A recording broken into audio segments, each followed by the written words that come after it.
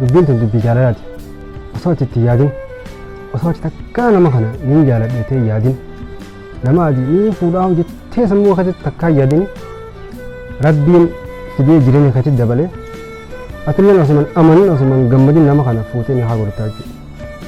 Garuu guddoo waan natti gochuu qabdu nama ati yaadin kan rabbiin filee kan nama ati jaalattee niin fudhattee yaadin kan rabbiin filee jireenya isaa kana fide guyyaa nama san fuuterraa eegaltee gammachuu guddoo fi riskii guddoo argatta gammachuu illee argatta shuuri warri gaa osotti yaadin fuutanii jirtan ni beekanii kaanis nu agartanii jechuudha. Kanaaf namni osoo asitti yaadin jireenya keessa dhufee rabbiin jireenya keessa maka nama san rabbiitu sii file waan ta'eef atillee nama san guyyaa fuute sanirraa eegaliiti jaalala dhugaa san jiraadhu achi booda riskii fi gammachuu jireenya keessatti as dhangalaatu arguuf ta'isa.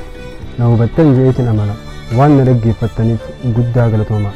Sagantaan akkana akka isin bira geessuuf TikTok kana ati follow godhaan isin jaa galatooma.